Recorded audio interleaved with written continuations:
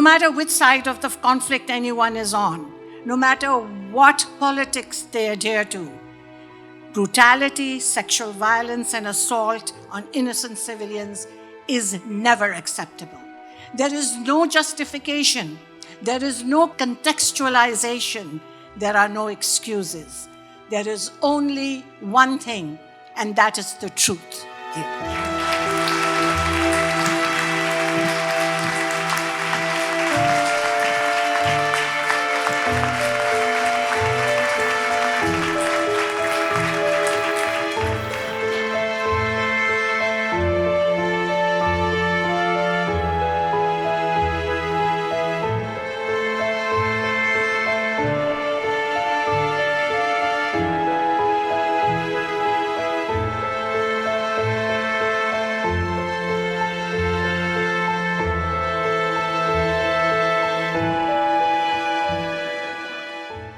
I read a really good article recently, and the author starts by referencing a biography of Harry Truman. And Harry Truman was Vice President of the United States, and he's pulled abruptly from a card game on Capitol Hill. And he's brought to the White House, and there waiting for him is a very somber Eleanor Roosevelt. And she says, "Harry, the president is dead." And Harry's shocked and doesn't realize at first what this means for him. And so his first reaction is, "Eleanor, I'm so sorry, what can I do for you?" And Eleanor looks at him and she says, "Harry, what can we do for you? Because you're the one in trouble now." And the author of the article then references our post-October 7th world, where wonderful non-Jews are calling and writing to their Jewish friends and saying, "You're in trouble. What can we do for you?" Except here's the thing about anti-Semitism. It's a threat to all of us. It's a threat to security. It's a threat to liberty. It's a threat to freedom. It's a threat to democracy. It's a threat to the notion that all human beings are created equally with dignity. And so really what we all need to be saying to ourselves and to each other is, what can all of us be doing? Because we're all in trouble now. So, my name is Cheryl Superior. I'm the CEO of an organization called Secure Canada. Our mission is to combat terrorism and extremism by creating truly innovative laws, policies, and alliances that will help strengthen Canada's national security and democracy, and frankly, global security and democracy too. We are not a Jewish organization, and anti-Semitism is not explicitly in our mission statement. But it has become increasingly clear that anti-Semitism is at least a close cousin, if not a sibling, of terrorism and extremism. We know that anti-Semitism is a key entry point for radicalizing, joining extremist groups, and mobilizing to violence. We know that extremist groups from across the spectrum have each incorporated anti-Semitic ideology into their respective worldviews. We are national security experts, and we are here to tackle anti-Semitism because it is a national security threat. And we are very honored to work with our friends and allies at the Council of Muslims Against Anti-Semitism.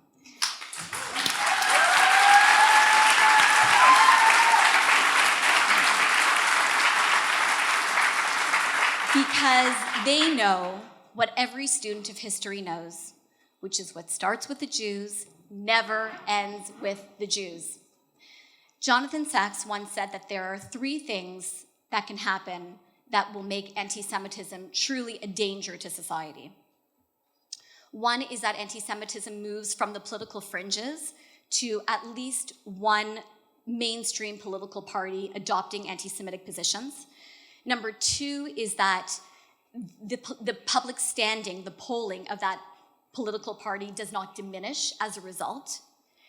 And number three is that the people who stand up to protest that anti-Semitism are abused and vilified.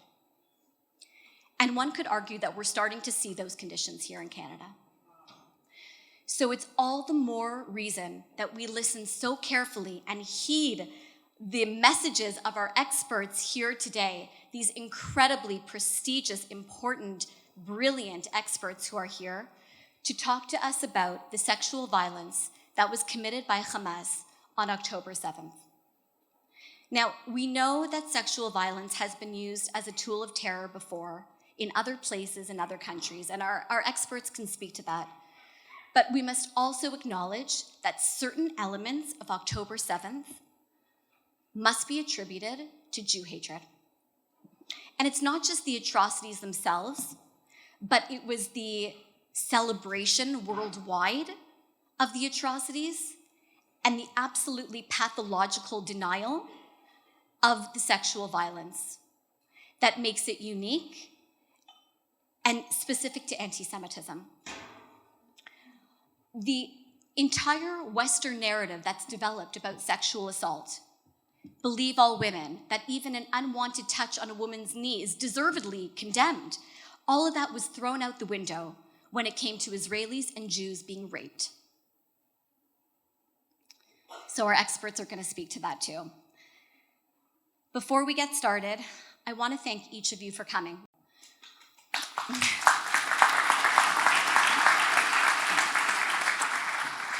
I want to thank the politicians that are here with us, and I'm absolutely certain I'm going to forget some, so you'll forgive me in advance, but I know that Melissa Lantzman and Goldie Gamari and Laura Smith and Robin Martin are here, and thank you. Thank you. The Israeli Consul General is here, Idit Shamir and her team, thank you.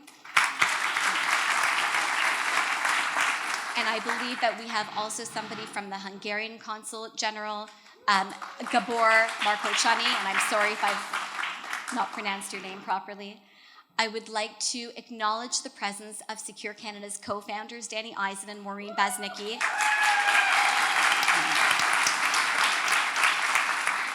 who both lost a loved one in 9/11 and have since dedicated their lives to try to prevent other people from suffering the way that they have.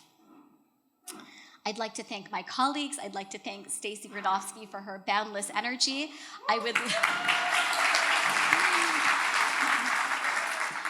like to give a very special thank you to Sophie Millman, my colleague, without whom, truly,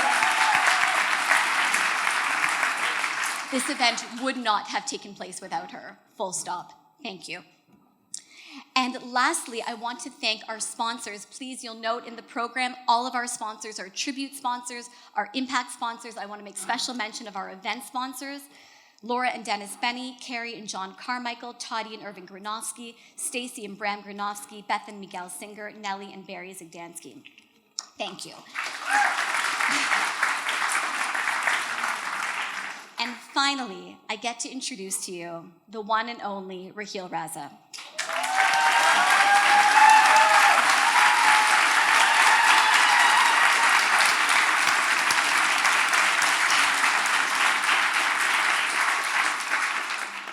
Raheel has written books, published thousands of op-eds. She has given a TED Talk. She's spoken at the UN. She's spoken at Harvard.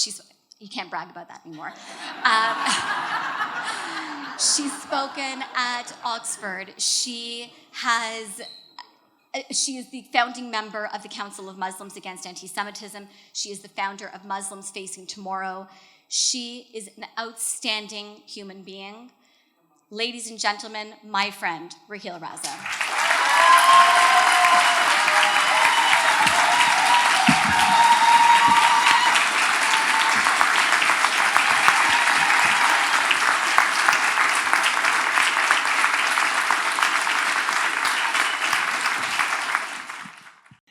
Good afternoon.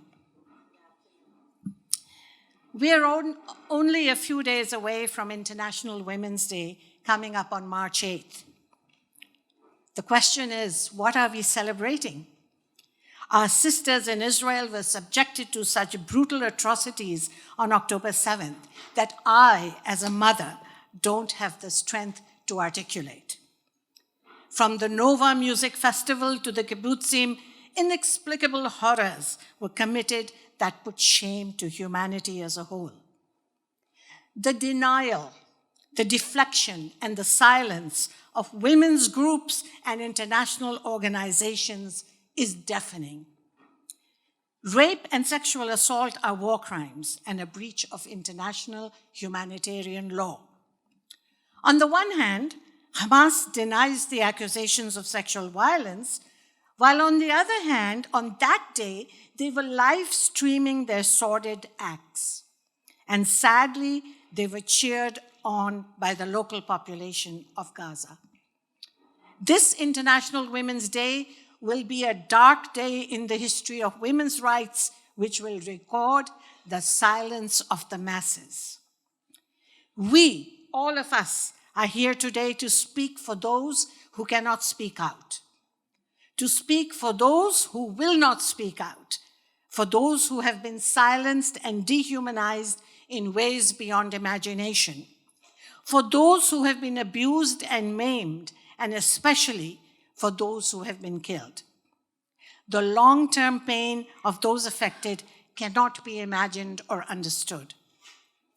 We are gathered here today to clearly understand that this is a war of ideas, in which there is a narrative out there which is changing the dynamics, making the criminals into the victims. Today is a turning point in this narrative perpetuated by the Islamists, and I assure you, we won't stop here. We will take the truth to our politicians, to our policymakers, and to the public. Thank you.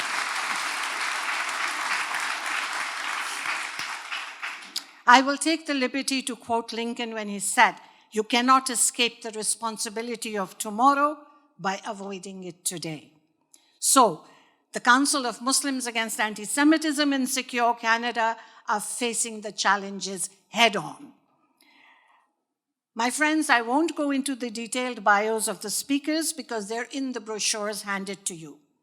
Let it suffice to say that these brilliant minds, hailing from Sri Lanka, India, Pakistan, Iraq, Israel, and Syria, represent an international group of leaders who have been warning about the dangers of genocidal, anti-Semitic, radical jihadists for more than 2 decades. This is our fight and encapsulates our efforts of the past 2 decades. No matter which side of the conflict anyone is on, no matter what politics they adhere to, brutality, sexual violence, and assault on innocent civilians is never acceptable. There is no justification. There is no contextualization. There are no excuses. There is only one thing, and that is the truth. Speaking truth.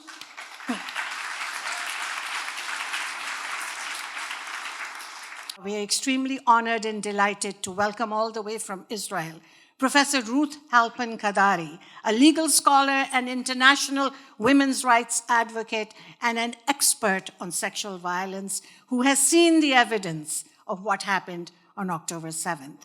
Ruth.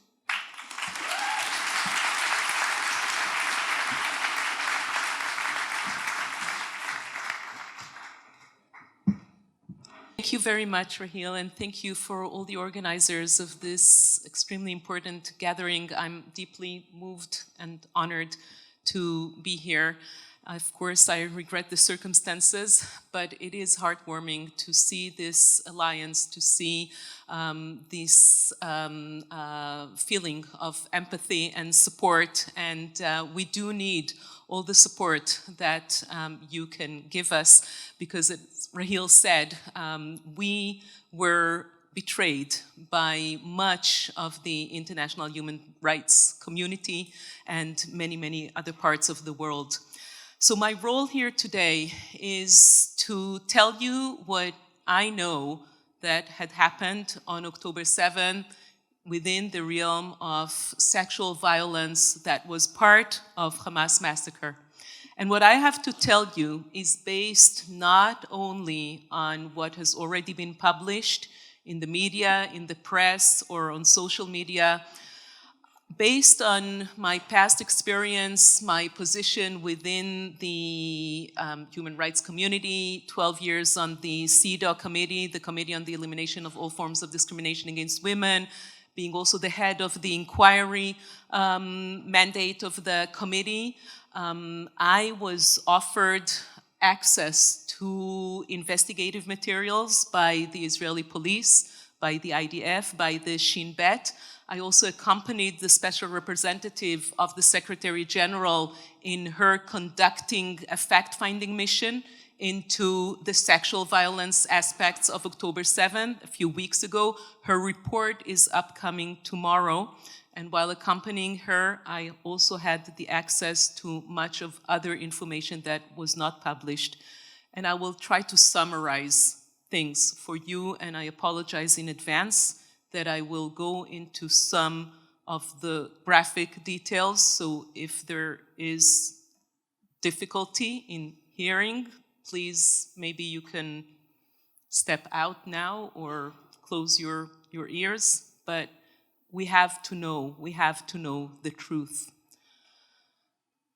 From what I know, based on at least 7 eyewitnesses who witnessed the atrocities in real time, and based on footage and photographs that I've seen from first responders who collected the bodies and moved them to the morgue, to the Shura military base that was turned into morgue, based on conversations with the people who worked at the morgue and on footage, photographs that had been taken of bodies in the morgue, based on information that came back by hostages who returned from captivity in Gaza, based on conversations that I've had with therapists who treat survivors, and there are very few, but there are survivors. Vast majority of those who were victims of sexual assault had been murdered immediately after or during the assault, thus silencing them forever. But there are a few survivors who are unable to speak now. In at least 6 or 7 different locations on October 7, including the Nova Music Festival, Route 232, Nachal Oz military base, the kibbutzim Kfar Aza, Be'eri, and Re'im, there had been sexual assaults combined with extreme degree of cruelty. I will describe now the first eyewitness account of an attack in the Nova Music Festival, and I emphasize that this eyewitness account was released by Israeli police on November 14. And I emphasize this because this is 5 weeks after October 7. And if any of the international organizations would have said on week 1, week 2, it is a little too early to say something firm, once the account of eyewitness, a very brave young woman who hid in the bushes and described a horrific gang rape that took place a few yards from where she hid, and that rape moving the woman who was still alive at that point from one terrorist to the other, while one of the terrorists had cut her breast and tossed it to another terrorist, started playing with it while the woman was still alive, and then she was shot at the back of her head.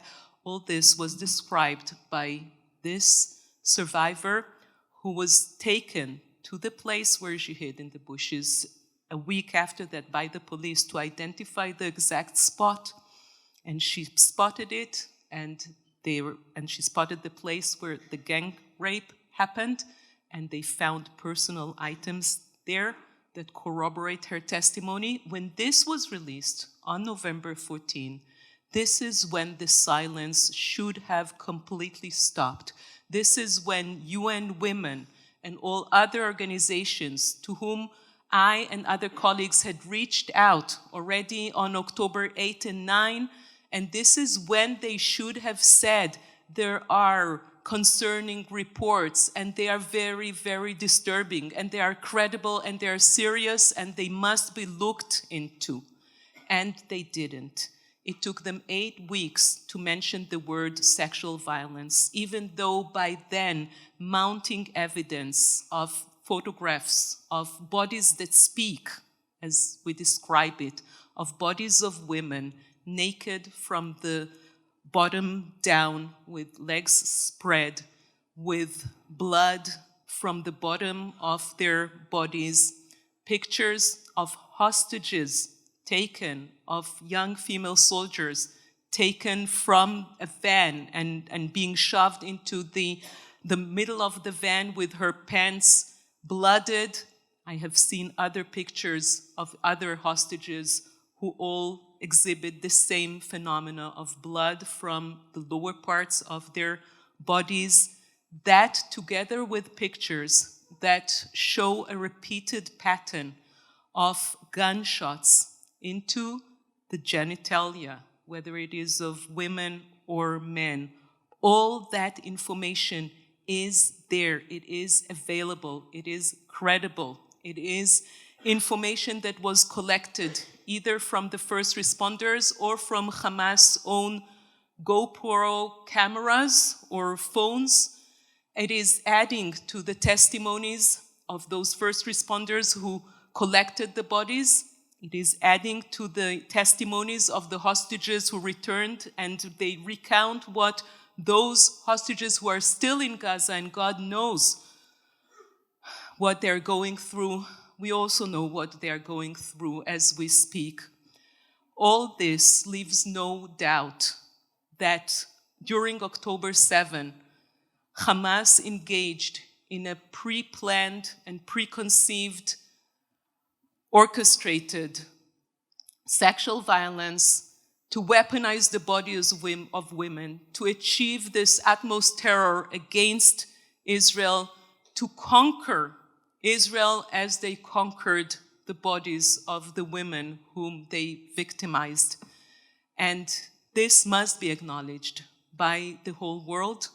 I hope that the investigation, the fact-finding mission of the special representative, which is going to be released tomorrow, I hope that this will be a starting point, a changing of the discourse, of the world discourse. Thank you.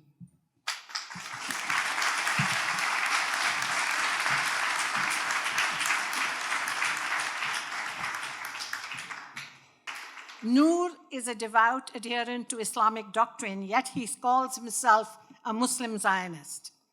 On his blog, he writes, and I quote, "It is mandatory upon Muslims to support Israel and her right to exist in the Holy Land because the Holy Book of Islam, the Quran, supports Israel." Noor recently went to Israel, gathering research for his book on Israeli security threats, traveling along Israel's often tense borders with Gaza, Syria, and Lebanon. During his trip, including visits to the Temple Mount and Al-Aqsa Mosque compound and the Western Mall, his story made waves on social media. He is now writing a book about October 7th. Noor Dari.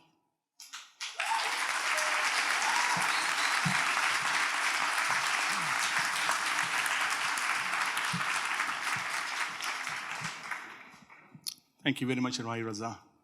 Thanks for Secure Canada and all the team, and thank you very much, all you listening. Really appreciate that. I have no words to describe what happened on 7th of October in Israel.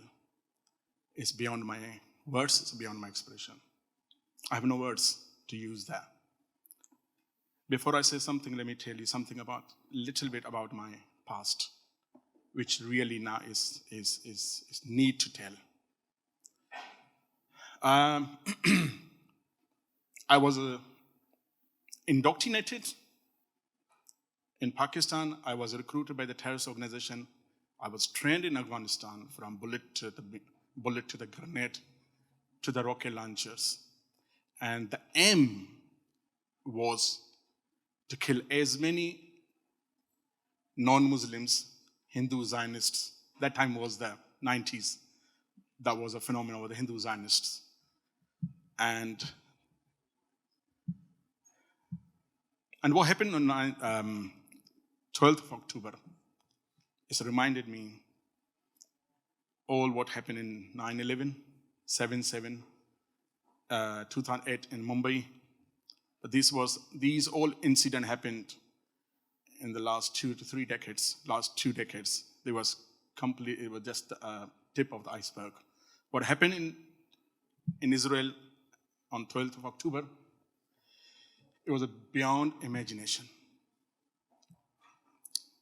People call it massacre, murder of humanity. It was actually a murder of faith. The day so many people's God died, faith died. People lost faith in God. For the last 10 years, since I became a Zionist, Muslim Zionist, I was advocating peace, coexistence between Muslims and the Jewish community. I was visiting Israel and different places to deliver my lectures, to bring two people together, two faiths together.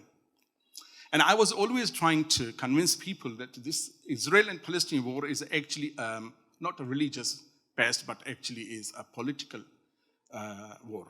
It's based on the politics, land dispute, something like that. Don't bring religion in it. Don't bring religion. But I changed my narrative now. This was Hamas brought Islam. Hamas brought religion into the war. Hamas raised a religious war. Try to understand this. It's a religious war. Hamas, maybe for you people, Hamas is an organization, terrorist group, entity. For me, Hamas is ideology. Hamas is not only in Gaza. Hamas is among us, living among us, walking between us, in the Western world, in the Eastern world. And you have witnessed, you have seen Hamas in the streets of Toronto. You have seen Hamas in the streets of London, Paris, New York. Millions of people sympathize, they are sympathizers, supporters.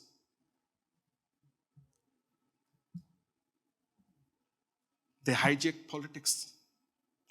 They disabled country, their system, only to support Hamas. And Hamas, they did everything in the name of Allah. You know who is on the trial?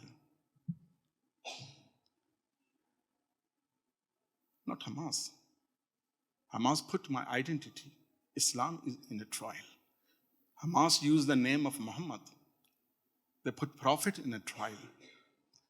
Hamas used the verses of Quran and Hadith. Quran is in trial. My identity is on trial. Millions of Muslims are outside. They are not even against Jewish people. They are against every single civilized people. You people, or civilized people, are gathered here against ideology. This is ideological warfare. Ladies and gentlemen, to try to understand. This is the ideological warfare. This is the ideological warfare. It started years and years, decades and decades. And it will go for decade, maybe we are alive or not. Remember that. Because we civilized people, you live for your life. You live to make your life successful. But they live for death. We are busy in our life. Sorry if I pass my 5 seconds, let me know. We pass our life. We forget what happens, mistakes we are doing in our life. We pass our life to see our future, bright future, education, career, life. This is how the life is. And we sleep in our life, in our flow. They don't sleep. They are more sharper than what you even think about it. I haven't gone through with this. I lived in Pakistan with them. I lived in Afghanistan with them. Their people never sleep. their mind is always active. They always work how to destroy your happiness, how to seize your freedom. You smile, they cry. And if you hit them, they're more happy because this is what they want, martyr, isn't it? They're born to die. And you're seeing. Before I was always, we always were distinguished. Always. For the last 10 years, I was separating political Islam. It's different. Islamism, Islam, different. What they are doing now on the streets. The children born bred in Toronto, they're born bred in London, New York, Paris, Berlin. They can't speak proper English, even their parents' language. They can't speak Urdu, my language. They've never been in Gaza, never been in Palestine, never met even Palestine, they never met even the Jewish or Israeli person. But 7th of October, they celebrated 7th October. 3 days continually they were celebrating. Then after that, ceasefire, celebrating 7th, 8th, 9th, and 10th. These 3 days are very important in our Islam. 3 days. You know the Eid of Qurban, sacrifice of animal. Then we celebrate 3 days sacrifice, isn't it? But my Muslims celebrated 3 days for sacrifice of the Jewish blood in the street. What do you call it? Is a murder of humanity? Not. Murder is a very simple word. What have they done? They were murdering innocent people, children, women, in the name of Islam, in the name of Allah. They never raised the slogan, freedom of Palestinian. From river to the sea, Palestine will be free. No. Free Al-Aqsa? No. Every single Hamas terrorist, he was murdering innocent people, and they were saying, Allahu Akbar. Allah is great. They were saying, Allahumma ashhad, when they're raping the woman. Allah, you are witness that I'm raping the woman. Who? Jew? They separate Jews from humans. Do you know that? They were saying, Hasbunallah wa ni'mal wakil. Allah is enough for me to murder innocent children, to burn little babies in oven in front of their mother. That day God cried. I believe, because when the mass murder, Holocaust happened, the only one energy, one power cry, that's a God. This is why I said in the Quran, in the Torah, you murder one life, you murder humanity. You save one life, you save humanity. This is God, it says. But that day, till now,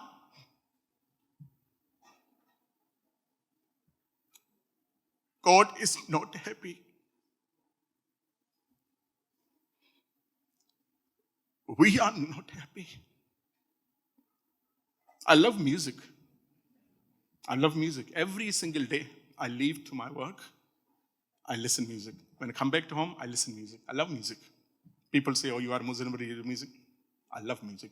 I can't live without music.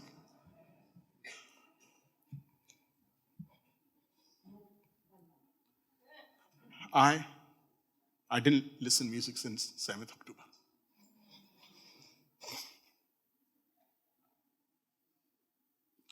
Every single child, every single woman and girl is a hostage in Gaza. I will not celebrate any happiness. No. Wake up. Wake up. This war has just started. They will not end. They will not end only in Israel. They are coming after you. This is a war of civilization against civilized people. This is a war between dark forces and civilized people. Don't sleep. Wake up. This is the ideological warfare. This is the warfare of mindset. And they have taken over capitals. London, Toronto, New York, they have taken over. Institutions, parliaments, cities. Wake up. Thank you very much.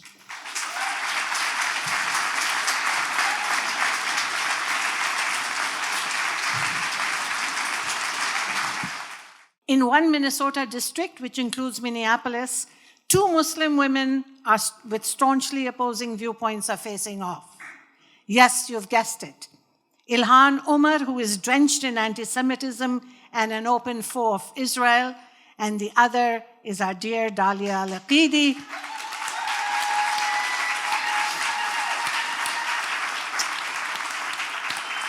Dalia is staunchly pro-Israel and rejects the notion of Islamophobia because she says she refuses to play the identity politics game. I give you Dalia Al-Aqidi.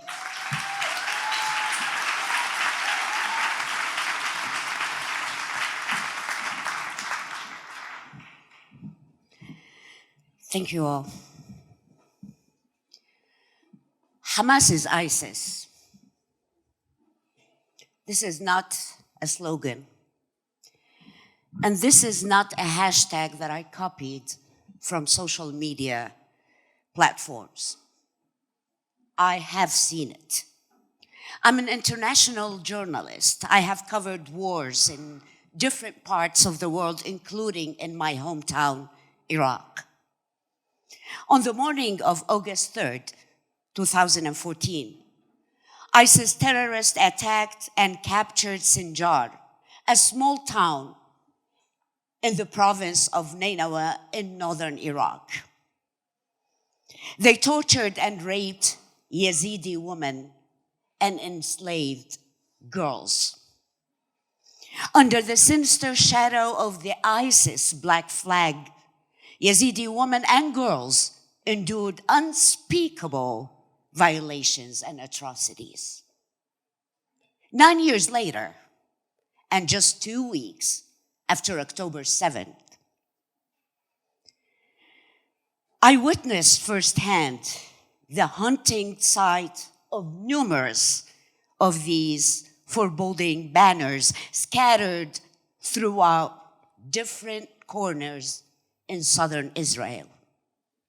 On October 7th, a horde of heartless villains unleashed a savage attack, forever staining the annals of humanity with one of the most heinous assaults on innocent lives in modern history. In the gaze of the entire world, the limp form of a young woman lay in the bed of a pickup truck, her face pressed against the unforgiving metal, stripped down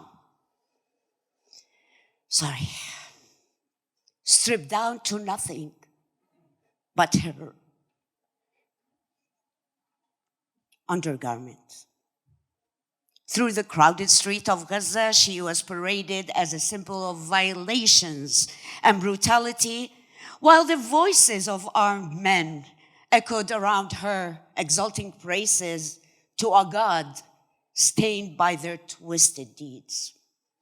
And yet, that was merely the opening of the horrifying saga that unfolded after that. Despite the steady stream of reports and testimonies bearing witness to their suffering, the world remained skeptical, unwilling to confront the stark reality unfolding before our eyes. This narrative has extended to the United States of America, to the land of the free, to our own Congress. The progressive movements in our country was the forefront of championing solidarity and backing the Me Too movement. Believe all women, they said, unless they're Jewish, I say. Michigan Democrats Representative Ilhan Omar Rashida Tlaib.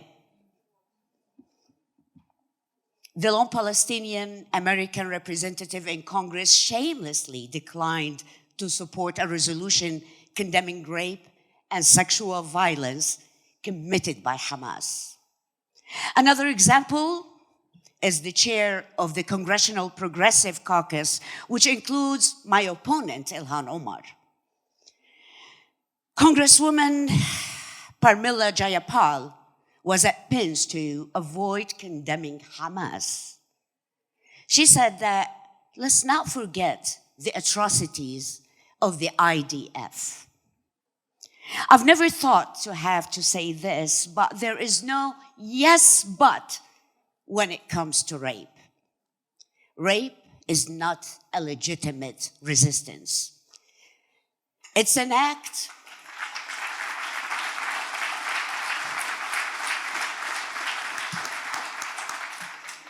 By the way, I'm very passionate when it comes to rape. That's why I'm shaking. 2 days ago, my little brother, who's 20 years younger, he called me. He knew that I was coming here, and he called me and said, Dalia, I've never asked you this question. Were you raped? I said, no. He said, how come you're so passionate about it? My answer was, because I'm a human being. In this act of barbaric savagery, and Hamas used rape on October 7th as a war crime. Jewish women were raped, tortured to death. And resistance is not an excuse. Leaving Hamas in power will legitimize rape as a weapon of war. The Hamas rapists should face justice and should not be free to reoffend again as they promised to.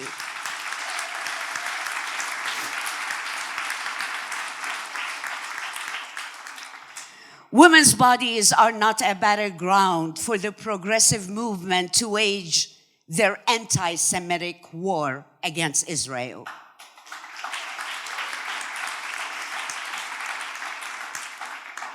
Imagine, if you will, 1 minute, I promise. The anguish, the pain, the sheer terror coursing through their veins as they endured the atrocities inflicted upon them. Their innocence shattered, their spirits broken, and their dignity trampled upon by the merciless hand of a bunch of thugs, Hamas terrorists.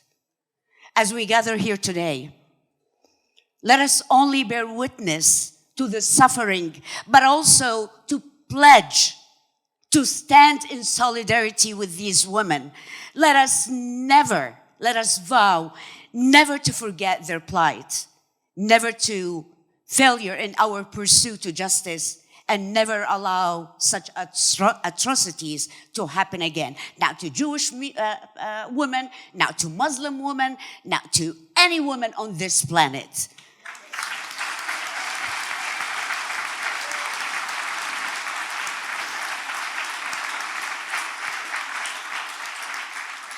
This week, as we celebrate the achievement of women worldwide, let's not forget the Jewish women and girls whose dignity was stolen by ruthless oppressors. Their voices cry out for justice, and we must amplify that. Remaining silent in the face of injustice is not neutrality, it's complicity.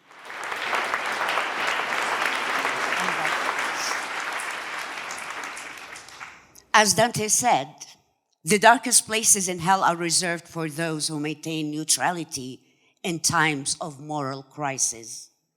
Let's raise our voices, speak out against evil, and stand with the silence. Thank you.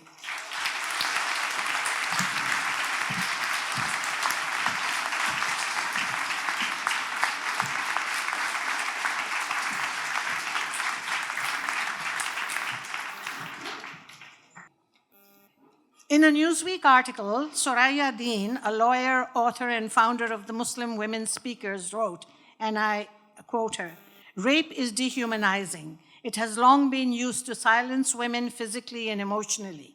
When others who know about these crimes refuse to believe them or talk about them, the victims continue to be victimized again and again. Today, more than ever, we need to stand up for women and girls everywhere, and that means talking about the sexual violence that happened on October 7th.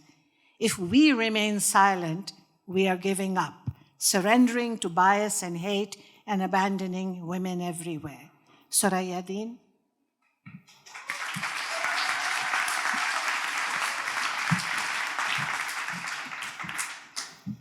Thank you, Rahel.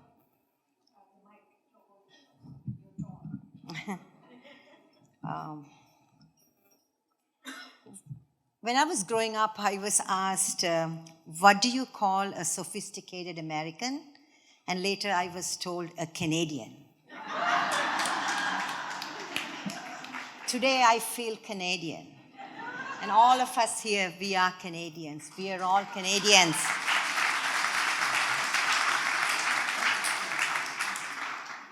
Please turn to somebody next to you, behind you, in front of you, and greet each other.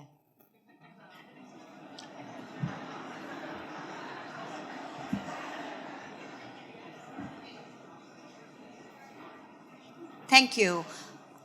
Thank you. I made it a point that you do that deliberately because when we have community and solidarity, it makes us unfit to be victims. When things are broken so bad and our hearts are bleeding, we must begin to fix our vision.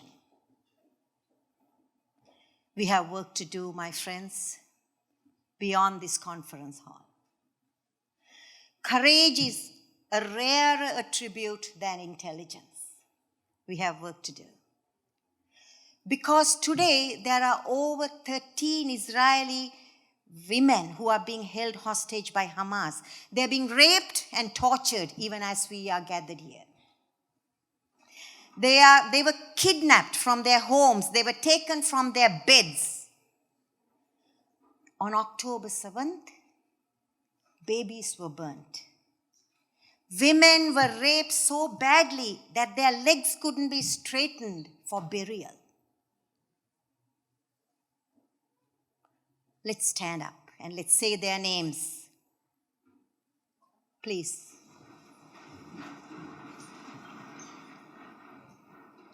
Liri, Noah, Karina, yes, please, after me. Shiri, Amit, Kamal, Daniel, Roma, Nama, Duran, Abu, and Eden. Thank you. Please sit. The question we need to ask is, are we going through all of this or are we going to grow through this? October 7th is a defining moment in all our lives. Life will never be the same for me, and I'm sure it will never be the same for you. When I talk about Hamas, I'm not talking about a story I read somewhere or a story that somebody else told me. I have witnessed their barbarity and depravity. I have experienced their misogyny and patriarchy, and I know their brutality and barbarity. They murder Muslims. After October 7th, a group of us Muslim women, we went to Israel, and there I met the husband of Al-Talaq.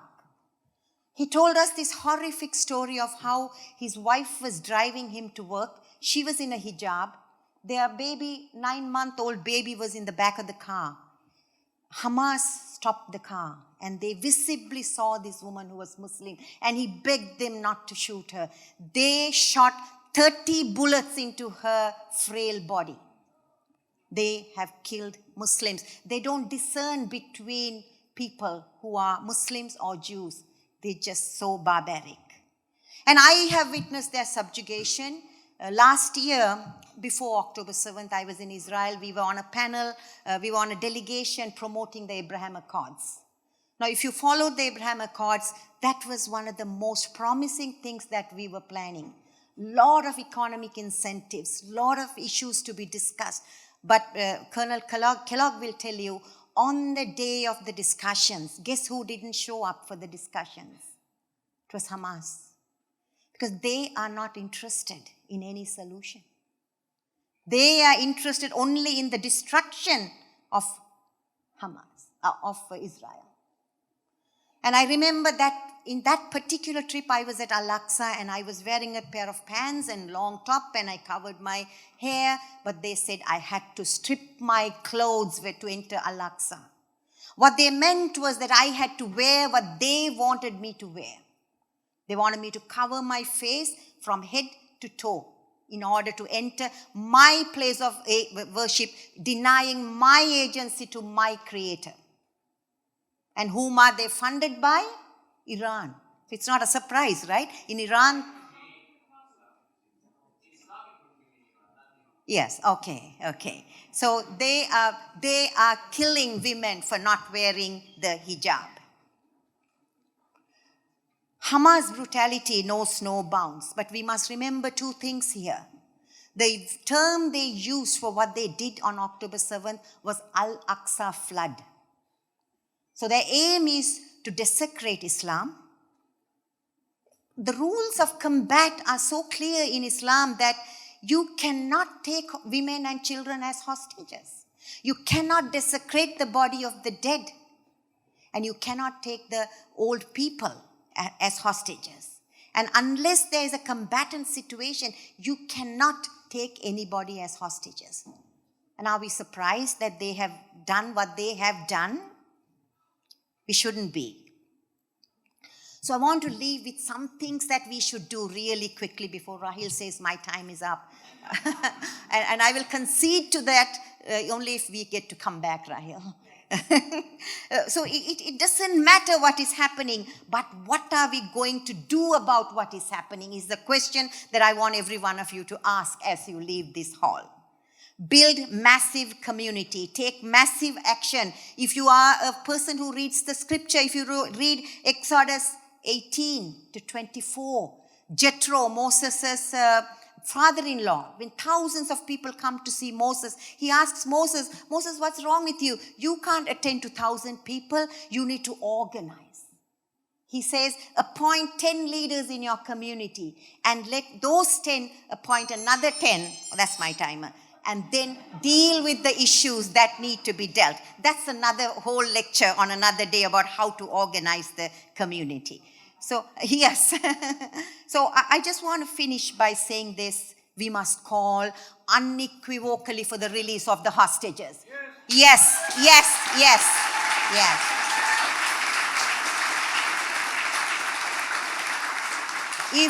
If you are social media, we need to see 300 posts this evening. If you don't, please open a social media account for this particular purpose only. And I want to remind you Dr. King's words. He said, if you can't fly, run. If you can't run, walk. If you can't walk, crawl. For goodness sake, don't do nothing. Arm Israel.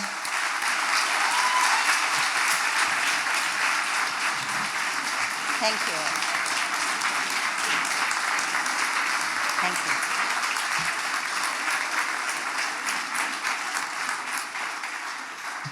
Am Israel Kai. We have seen how fast Europe and UK are falling under the spell of the evil jihadist ideology leading to anti-Semitism. Haras Rafiq, who is from the UK, spoke on an ISCAP webinar titled Pathways to Islamist Radicalization and the Triple Threat, how anti-Semitism is the common denominator. He's talked about this threat. I'm going to invite Haras to say a few words.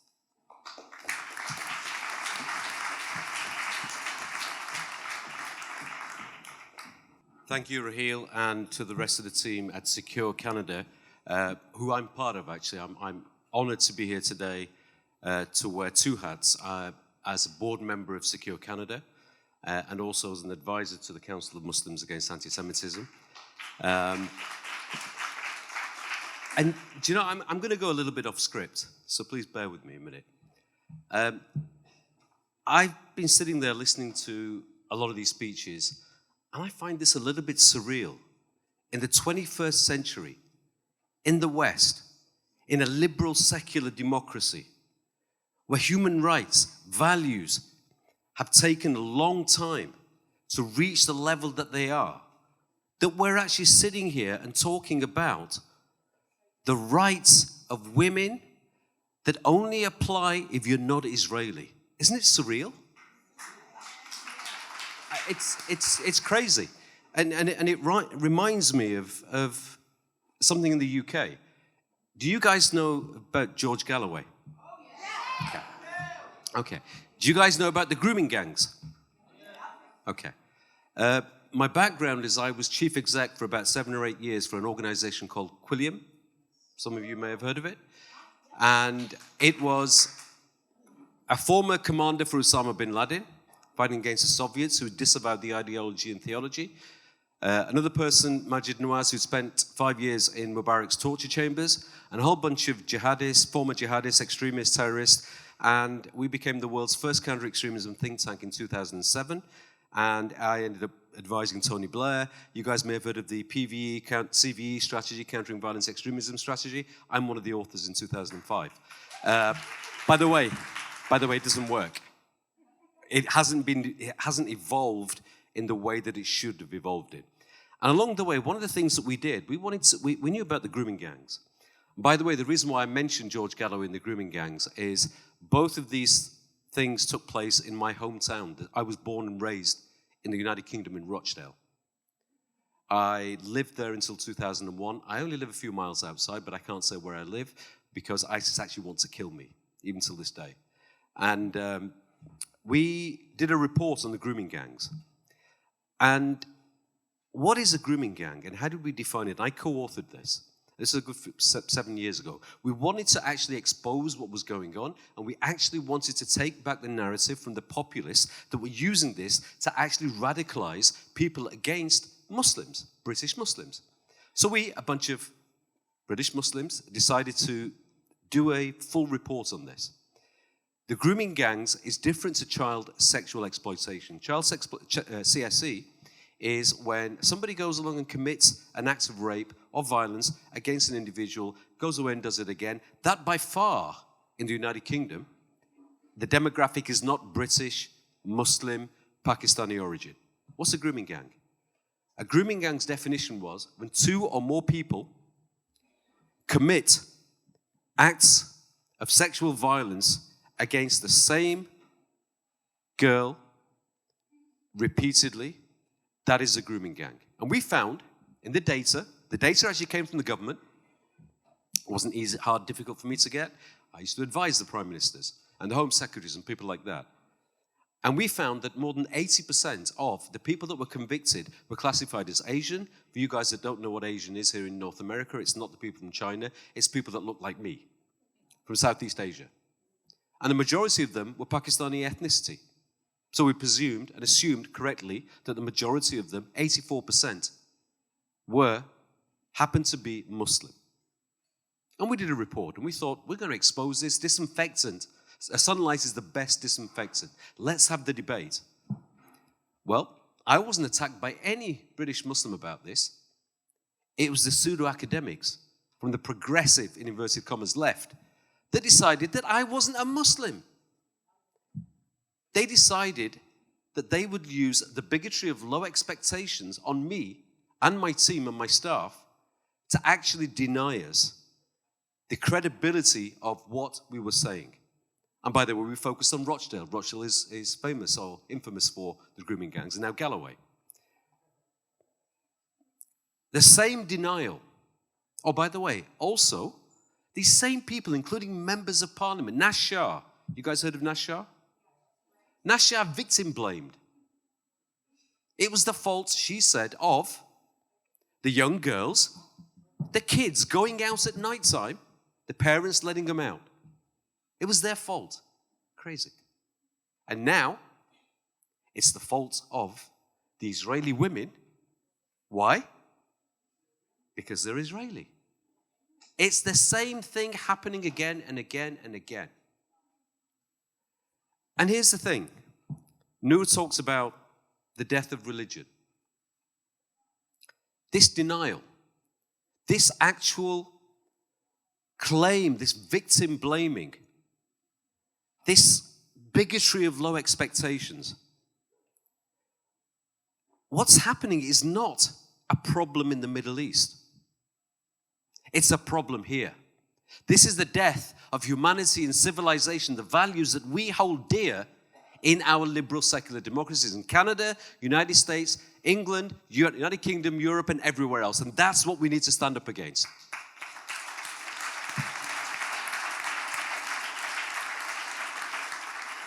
What are the consequences if we don't? This is something to really consider. I want everybody here to think about. Why are you here? Why are you here? Why am I here? Is this another conference where you're going to hear a few people speak and some of us will get round of applause, some of us will get more than others? It's the way it is. What are you here for? And I'll come on to that in a minute, at the end. And I thought that to myself sitting there. I'm a little bit frustrated. My expertise is counter-terrorism, counter-extremism. I've been doing this for nearly 20 years. At probably the highest level as a civilian that I can do this. I'm having the same conversations again and again.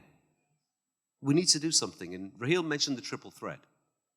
A few years ago, my colleagues and I, some of you may have heard about my former, more famous colleague, Majid Nawaz. People heard about him here? Right. He and I were sat in an office, and we started against Islamist radicalization. He was a former extremist. And by the way, what is Islamism? It's not a made-up word. The word coined by the Muslim Brotherhood, the Ikhwan al-Muslimin, was Islamiyun.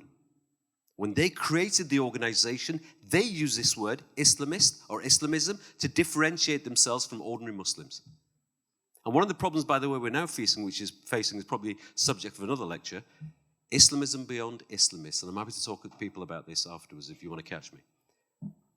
The triple threat, we sat down and we said, we were set up as an organization to tackle Islamist, the jihadist Islamist threat. But what was happening? And we looked at, and we coined a phrase, and we coined it the triple threat. The triple threat to our liberal secular democracies. The far left, or we call it the regressive left, actually. The far right, Islamist theocracies. And we realized this many years ago. We went on a campaign and we said, the triple threat is being fueled, the front line, the first thing, the threat that they can all bind themselves together with is their anti-Semitism, the hatred of the Jew. Now let me tell you what's happening in the United Kingdom. We know about the far left, Corbynites momentum, that happened. It's not gone away. That's still there. And I say this as somebody, as a teenager at university, comes from the far left. That was my flirtation with extremism as a student. I wanted to ban the bomb. I was a punk. You know, there were other factors involved, which I won't share here because it's been recorded. But there were other things as well. The far left in the United Kingdom, the Islamist theocrats, and the actual far right, the former leader of the British National Party, Nick Griffin, the head of the Knights of the Templar org, are working together post-October the 7th. There is video footage of this. There is evidence of this. This prophecy, which I prayed we could stall, we could stop. This threat of the triple threat and the hatred of the Jews. They're actually working together. It's not too late. The response to this has to come top down from governments. Of course it does. But it also has to come bottom up, go into civil society. The only way, look, governments come and go. There are good governments, good policies, bad policies. I've been there and I've kind of lost a little bit of faith in politics, having been offered a seat in 2010 and refused it because I didn't want to sell my cause to one particular party. I wanted this to remain a bipartisan issue, and it has to be.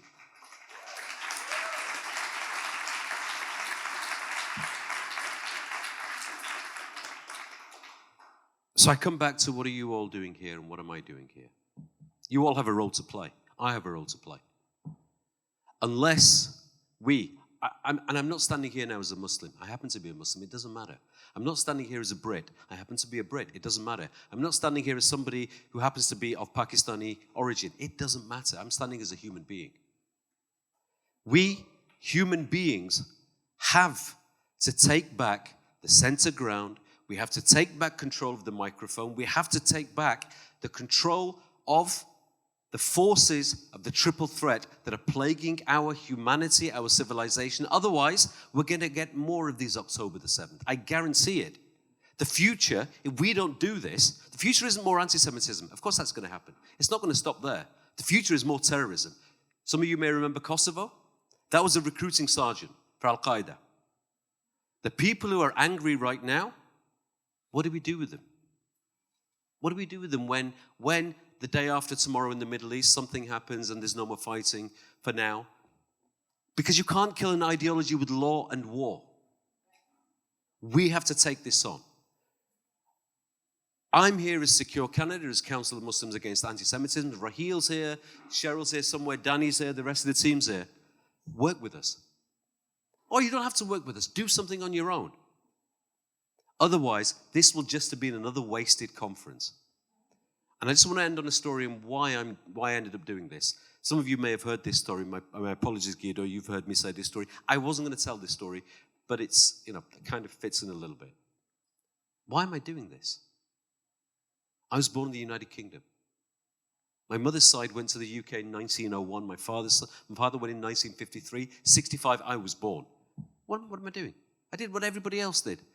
I was on the board of some large corporate organizations. In 2003, my daughter, she was 7 years old, she came on one day and said, "Daddy, I don't want to be a Muslim." I said, "What? What have we done? Why don't you want to be a Muslim?" She said, "Because Muslims are always angry." This was 2003. "Because Muslims are always angry, they're always killing people. I don't want to be angry. I don't want to kill anybody. I'm only 7 years old." Boy. It took me a year to get my head around that. And I ended up leaving my well-paid job, which a big pay cut. And I ended up in this area of work. I said this morning to some people, I tried to leave this area of work 3 times. Keep pulling me back in. That's why I'm doing it. I want you all to really think about why you're here, what role you can play as politicians, as members of civil society, as academics, whatever your role is. Get involved with us. Secure Canada, as a board member, I'm saying to you, we're here. Council of Muslims Against Anti-Semitism, my dear big sister, Rahil, Reza, is here. I'm here. I don't live here. I'll come. Canada is the epicenter, and I tell you this with a counter-terrorism hat on. As somebody who used to have, and I don't have it anymore because it restricts what I can do, the highest level of security clearance that a civilian can have. Terrorism, Canada is the epicenter. You may not realize this. It's the epicenter of how the worldwide global Islamist jihadist insurgency is being, and it is an insurgency, is being funded, that has no borders. And we, as human beings, as citizens of Canada and the West, we have to play our part. Otherwise, don't moan about what happened on October the 7th. Don't complain about what's happening in Canada. Just get on with it. Thank you.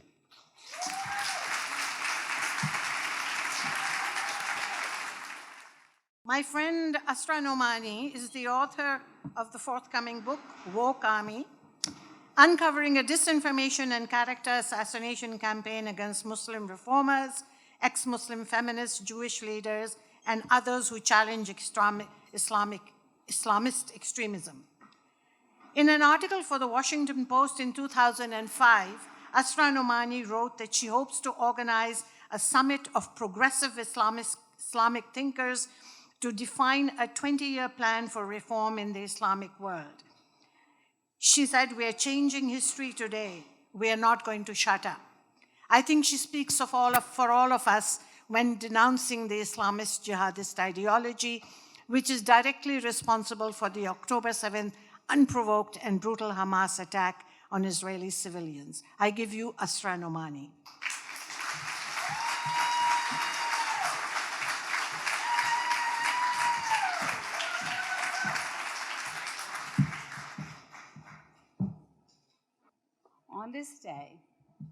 On this day, that this young man was kidnapped, October 7th, 2023, I was taken back to a day when I stood on a road called Zamzama Boulevard in Karachi, Pakistan. And that day for me was January 23rd, 2002.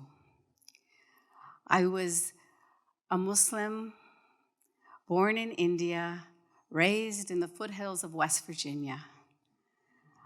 My father helped to build the mosque in Morgantown, but I wasn't allowed to enter because the mosque leaders had imported into our little mosque the interpretation of Islam that the Saudi government was sending into the world in competition with the Islamic Republic of Iran. That was my childhood. So it was a childhood where on Friday nights I was not allowed to go to the mosque with my father, and I wasn't allowed to go to the high school dance with my classmates because being a good Muslim girl, I wasn't allowed to dance. Only in 6th grade did I insist, and my mother let me sign the permission slip to let me learn to square dance with a boy named David Stitzel. Yes, David Stitzel. His mother across town was building the Women's Studies Department at West Virginia University. And I was a product then, as I stood on Zamzama Boulevard, of that feminism of my youth that sent our daughters to work with parents, that brought equal pay into our workplace. This young person who came to America with knowing not a word of English became a reporter for the Wall Street Journal at the age of 23. That was the remarkable journey of an immigrant family in the West. My story could have been a lot different because my father also got a job offer in Muammar Gaddafi's Libya. So I would either be dead today or in jail somewhere. But there I stood as a young woman on Zamzama Boulevard, January 23rd, 2002. I want you to go in your mind to that place because as I have been hearing these inspiring soulmates speak, I didn't know them that day. But on this long journey, we have been together since that day. And it was a beautiful sunny day. A family of parrots were squawking overhead. And a dear friend of mine from our days together at the Wall Street Journal was beside me. His wife pregnant by just a few months. His name was Daniel Pearl. Yes, the gasps that you feel are the collective gasps of our world that day, when just like this young man, just 35 years old, Danny, went off for an interview from which he never came back. He was just 37 at the time. And in that day, my October 7th, I learned what the world learned a few days later, that Danny had been kidnapped. He had been kidnapped by men who were former colleagues of yours, Noor, right? From Lashkar-e-Taiba. And I learned there, as a young Muslim woman, about the details of Danny's captivity. They put a gun to his head. They put him in a warm-up jacket to take those sign-of-life photographs. And then, my friends, 3 men arrived 5 days into Danny's captivity. And they arrived with 2 weapons. One weapon was a knife, and the other weapon was a camera. And on that day then, the camera filmed Danny as he spoke of his ancestry as a grandson of Israel. How his grandfather has a street in the town of Bnei Brak and Haim Pearl Street. And he said those words, "My father is a Jew, my mother is a Jew, I am a Jew." On October 7th, everything had changed in our world, but nothing had changed. Those people that were killed on October 7th were killed for the crime of being Jews. And I am here as a Muslim to testify to the truth, as Raheel invoked us to do and as the Quran invokes us to do. This is a Quran, the noble Quran, in case you should be confused. When I was a girl, my mother taught me the first chapter of the Quran. And that chapter tells us to go on the straight path, right? We all know this. And our mothers are the ones who taught us. Guide us on the straight path, accept the path, and not the path of those who have gone astray. Very simple. But this Quran, exported to the world from the government of Saudi Arabia, says, guide us to the straight way, the way of those on whom you have bestowed your grace, and then in parentheses it adds, not the way of those who have earned your anger, and it says, such as the Jews. It adds these words into the divine word. Nor of those who went astray, such as the Christians. So into the text, they have made divinely ordained this hate of those who are human and exist beside us. And it was that hate that was used to then slay Danny. And I will take you into that compound, and in that compound, those 3 men washed the floor of Danny's blood. And then what did they do? They laid their prayer rugs. Because as Noor said, they used religion. And we are, as Muslims, here to testify that this is not the Islam that we accept. They laid their prayer rugs in the direction of Mecca because they believed they had sanction from the heavens. And that is the echo of Allahu Akbar that we heard from October 7th. And why is it that they believed that they had a right to the bodies of the young Jewish women that they took? We have a chapter, Al-Mu'minun, the believers. And in it, it says that a believer is a person who pays their zakat, their charity, and a person who guards their chastity, a man, except from his wife, so he can have sex with his wife. And then it says, and the captives that their right hand possesses. So in the Quran is a sanction that these militants have used to justify their violence against women. It is the same hijacking of society that happens by tyrants using religion right?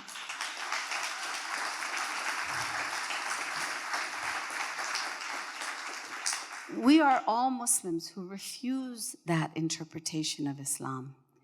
But what we face as this poster was being removed is this reality, that there is a network that is using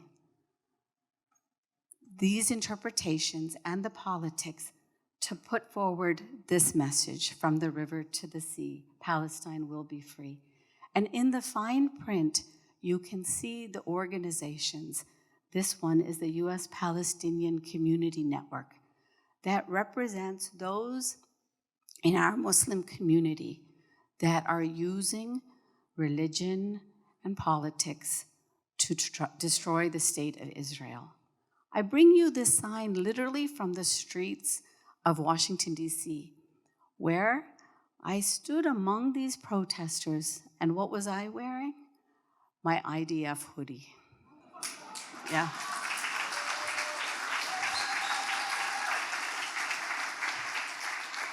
And where did I get that IDF hoodie?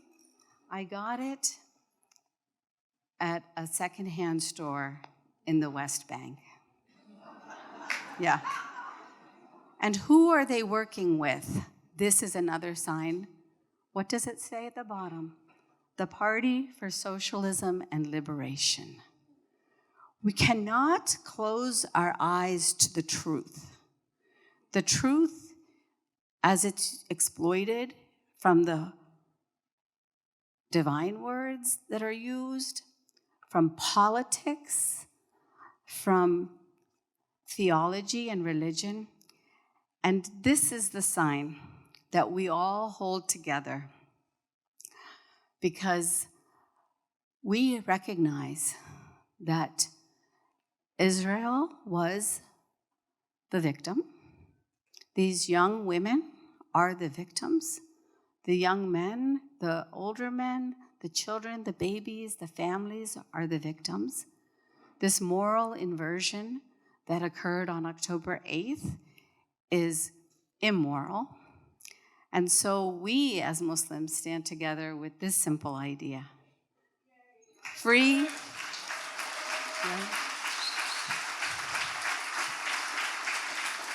Free Palestine from Hamas. And free our world from extremism, so that we can all live in love and friendship and freedom. Thank you.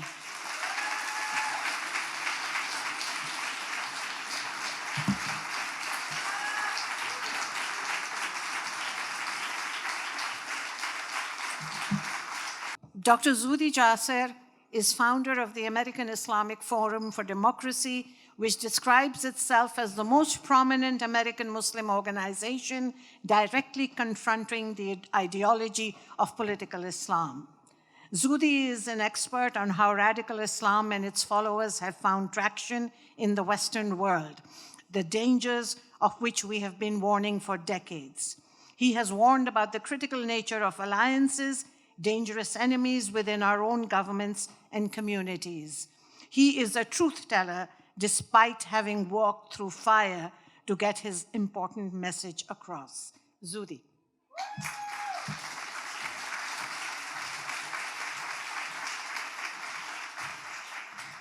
Thank you, Raheel, and thank you, Secure Canada. It's an honor to be with all of you, and to come here from Phoenix is it's a little cooler up here, but it's great to be with you. I'm humbled to be included with what I consider family. My wife, Ghada, and my three kids, Zach, Zaina, and Zaid, consider you, Raheel, and Esra, and many of you, and the extended family here in Toronto to be our family. I want to give you a little bit of a narrative arc, since I'm using a baseball phenomenon. I'm sort of batting cleanup here, which is an honorable thing to do. And as a Navy guy, I served 11 years in the armed forces, and as a physician, it always broke my heart to treat our combat veterans and those in active duty, to put them back into the field, and only fix them to get them back out there to hopefully stay alive. But the SEALs taught me one thing. They taught me that ultimately you can have twigs that each can be broken individually, but you put 9 twigs together and you wrap them with a very small little thread, and they can't be broken together. And that little thread, as much as it can be quickly torn, brings together 9 very different twigs that can come together as a unit. What binds us together? How do we move forward as you leave here this evening? Time is running out. Wars, we've cited many of the dates that we now, how many of the days of the calendar are we going to remember from 9/11 to 7/7 to 10/7, and how many more? Before we now start to figure out that maybe we're done playing defense. Maybe it's time to play offense.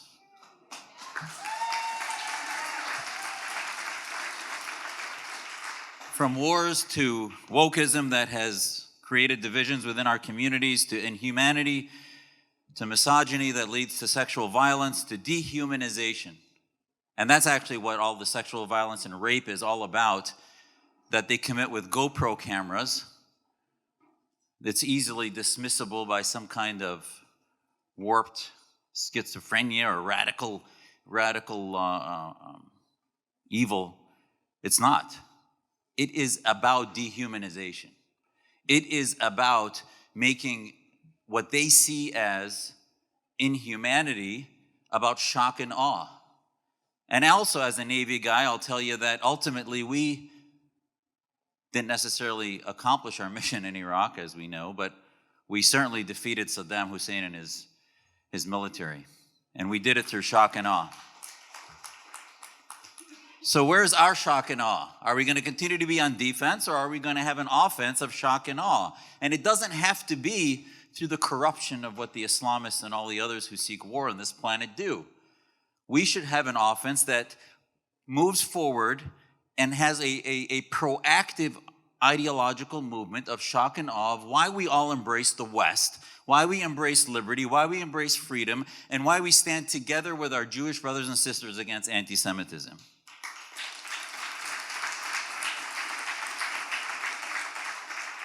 And I'm here to tell you as a Muslim with my fellow Muslim colleagues that, yes, many of us here have been truth tellers for some time, and we can sit here like the rooster in the morning and declare that we told you the sun was going to rise. And however, now we know that it's going to keep coming.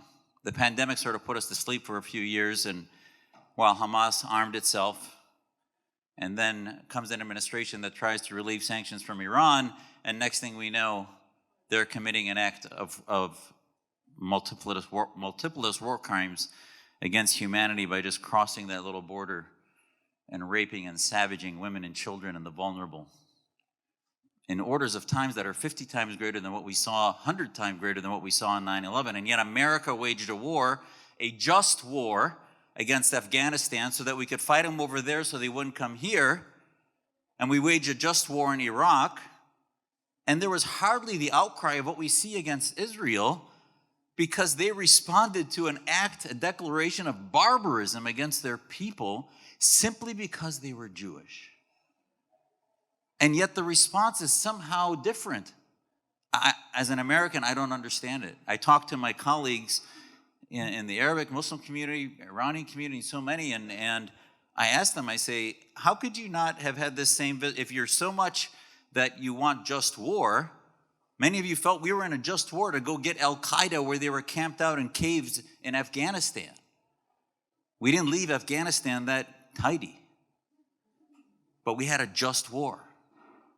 And we need to co-opt their language. They talk about social justice, they talk about all these ideas. We need to co-opt the language of being just. You can't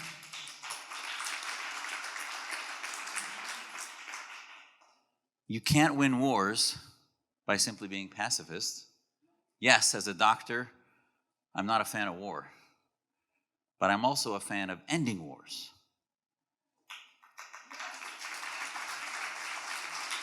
So in the last few minutes, I want to leave you with a few calls to action, if you will. Where do we go from here? First of all, we regain our history. And I have to tell you, I'm also have a congressional campaign in Phoenix, Arizona. And thank you.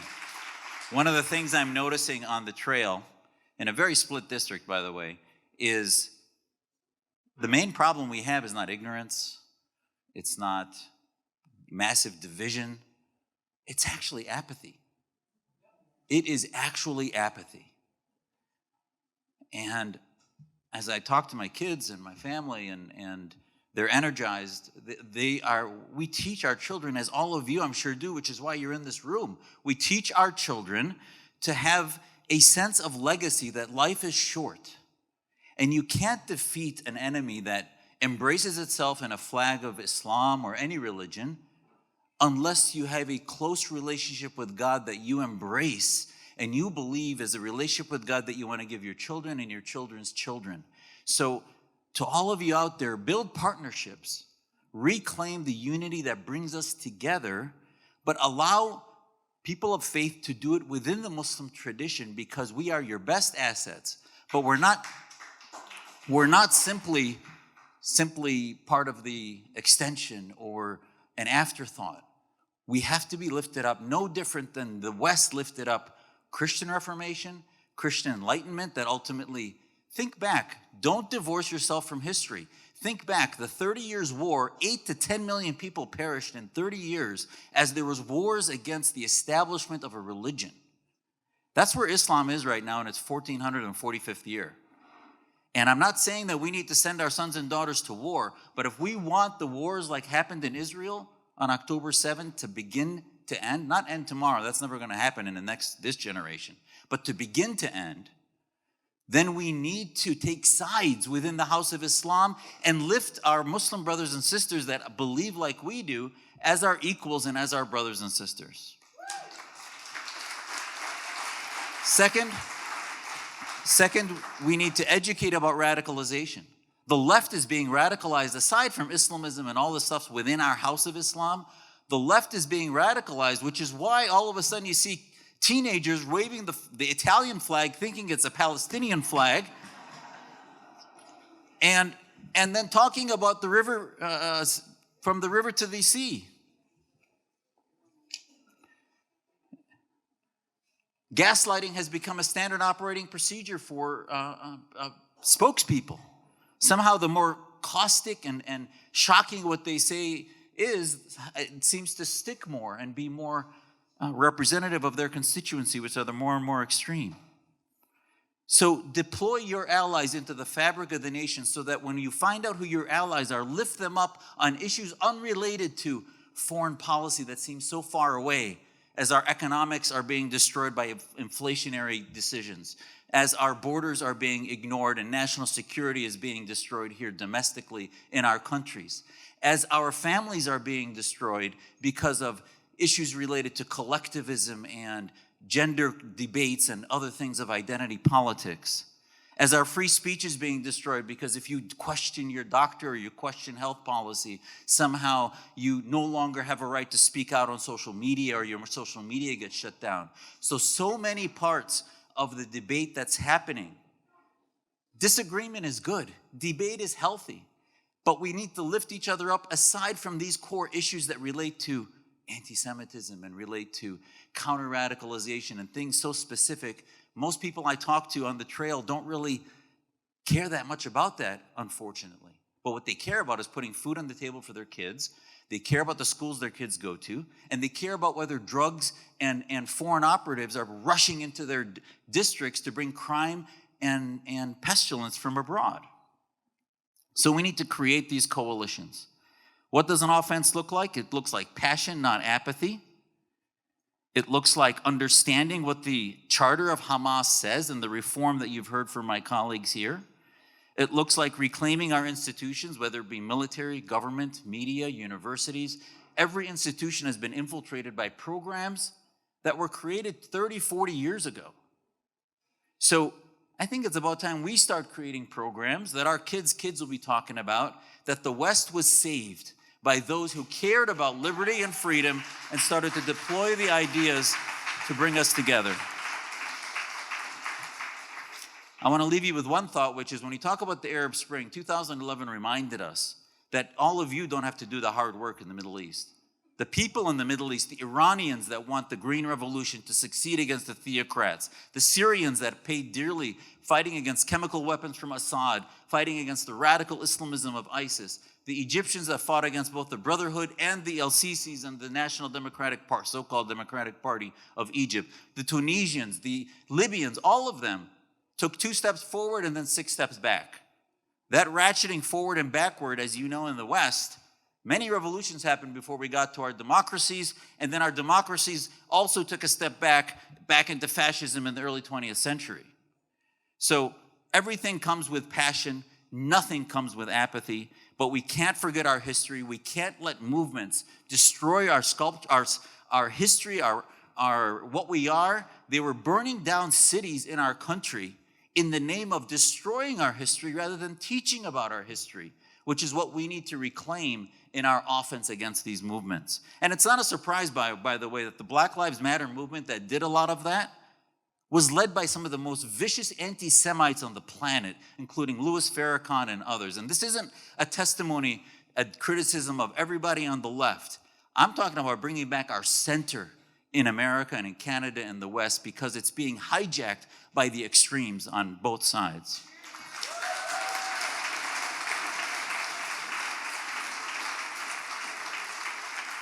So last, they talk about real victims. We talk about the antiseptic of the sunlight of the bigotry of low expectations. They talk about tribes, ethnicities. We talk about family. They talk about starting wars. We talk about ending them. What's our legacy? Will our legacy be apathy, forever wars, forever defense, or will it be about offense? As you leave here, partner with our communities, not as an afterthought, not as an appendage, but as real partners. Partner against the continuums that create things like misogyny, that leads to honor violence, that leads to honor killings, that leads to rape and sexual violence. There's a continuum there. So when an imam talks about the sisters upstairs that are behind a curtain, that's the beginning of an indoctrination that ends in sexual violence.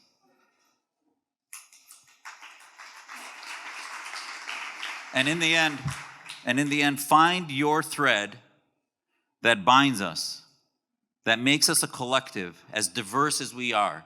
Embrace ideological diversity and become blind to skin-deep diversity. And for the love of God, fight for it. We're by your side.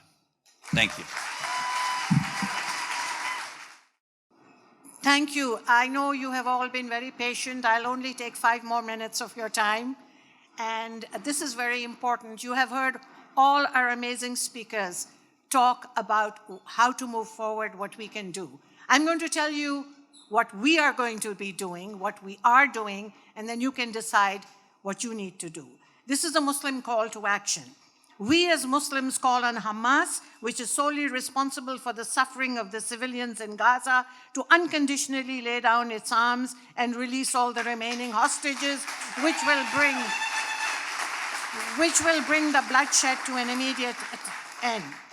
We as Muslims call upon all elected officials to cease funding for all organizations and programs that promote terrorism and Jew hatred and perpetuate cycles of violence. UNRWA's reported collusion with Hamas must be fully investigated. The Palestinian Authority must terminate its pay-for-slay program, which incentivizes the slaughter of Jews by conferring monetary and other benefits upon the terrorists based on the number of Jews killed. Canadian taxpayer funds should never be used to incentivize and reward terrorists and murderers and rapists of October 7th. We as Muslims call on all elected officials to call out, defund, and distance themselves from organizations, institutions, and individuals that have glorified, defended, or excused the events of October 7th, or who in any way sought to justify the sexual violence perpetuated by Hamas. We as Muslims call on the Canadian government to finally designate Iran's Islamic Revolutionary Guard Corps as a terrorist entity. The Canadian government must follow through on Prime Minister Justin Trudeau's own words. We as Muslims call on all Muslim organizations to repudiate the politicization of our faith by Islamist extremists for their own agendas and their promotion of anti-Semitism and violence, especially during the month of Ramadan. We as Muslims call on all Muslim organizations to condemn the ongoing harassment of Jewish neighborhoods, people, businesses, and institutions which does not serve the Palestinian cause and only demonstrates anti-Semitism.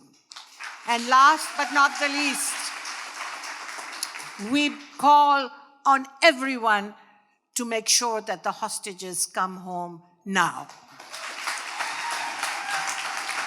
Thank you.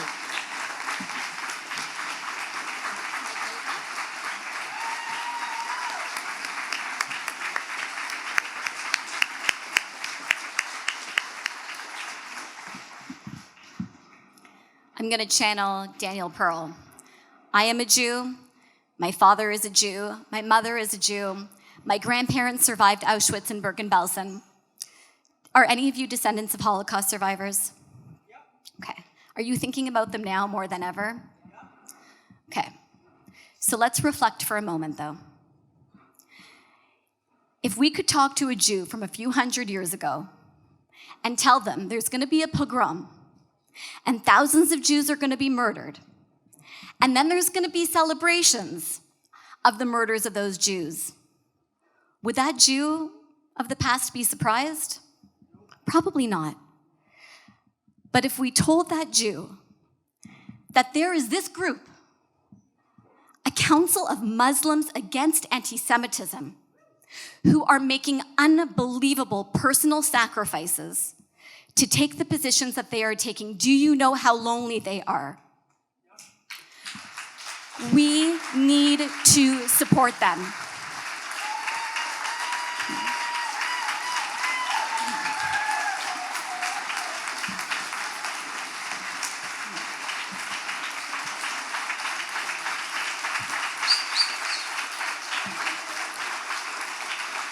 And if we're going to talk about funding, if we're going to see those posters that Asra showed us, the river to the sea and the slogans and the posters and the paraphernalia, they were ready to go on October 8th. This is not an accident. This is not a coincidence. This is part of a very well-organized, well-financed campaign. We need to match that campaign. We need to strengthen their voices. These are the voices that are going to make a difference.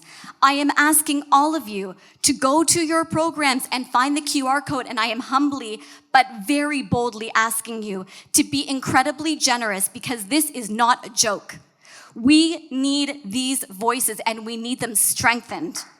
Please, friends, because if we fail, we risk ceding control of the fabric and the narrative of our society to those who are very loud, who are willing to hijack our society for their own agendas. We cannot fail. We need to support the Council of Muslims Against Anti-Semitism. I am asking all of you to dig deep. I thank each of the people up here. Thank you. I know the sacrifices that you are making. It is an honor to work with you. It is an honor to be involved in this cause of pushing back against the extremism and the hate and the anti-Semitism that we are seeing in Canada and around the world. Everybody, thank you for coming. May we see peace. And may Canada be a good country for all of us to live in and for our children and our grandchildren too. Thank you.